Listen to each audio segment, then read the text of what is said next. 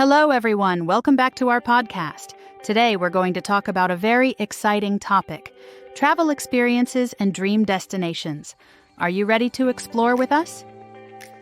Hi there. Travel is such a fun subject because it opens our minds and helps us learn about new cultures and places. I can't wait to share some great tips with you all. Exactly, Jake. Talking about travel is useful because many people love to visit new destinations or dream about their next vacation.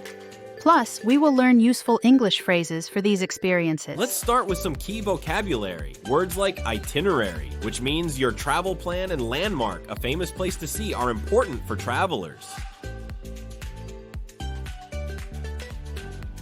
Also, phrases like off the beaten path mean visiting less popular places. For example, instead of crowded cities, you might explore quiet villages or nature spots.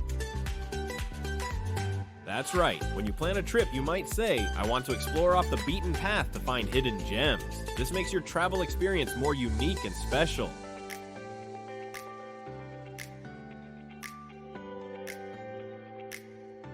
In everyday conversation, you'll also hear travel bug, which means a strong desire to travel.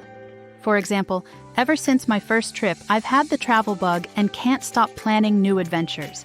Digging deeper, let's talk about dream destinations. People often say, my dream destination is Italy because of the beautiful cities and delicious food. What's your dream place, Ada? I've always wanted to visit Japan. The culture, technology, and nature there are amazing. And it's good to remember how to ask for directions politely when traveling in a new country. Absolutely. When you don't understand something while traveling, you can say, could you please repeat that? Or can you explain what this means? These phrases help you communicate better.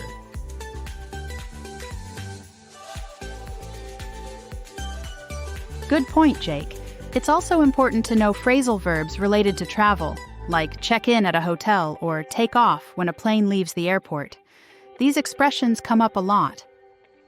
Now let's look at common mistakes. Many learners mix up trip and travel. A trip is a journey you make, while travel is the act of going to places in general. For example, I took a trip to France last year. Yes, and sometimes people say, I want to go to travel, but that's incorrect. You should say, I want to travel, or I want to go on a trip. It's a small but important difference.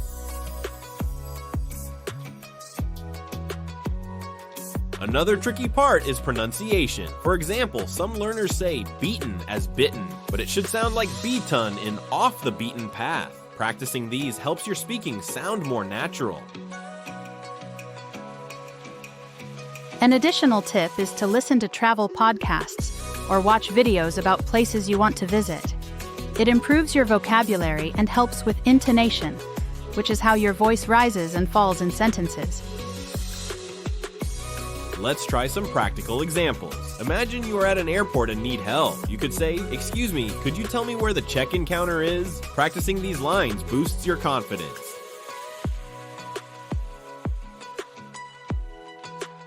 Or if you want to ask about sightseeing, you might say, can you recommend some landmarks that are a must-see? These questions make your conversations richer and more interesting.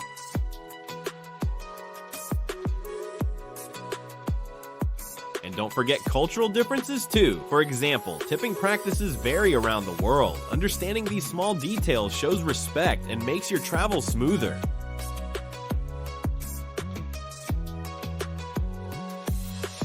To sum up, travel helps you discover new places and learn languages.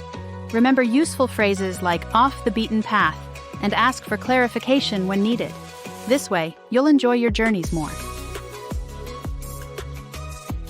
Exactly, Ada. Keep practicing phrasal verbs and polite questions. The more you use them, the easier speaking about travel becomes. Let your curiosity guide your learning journey.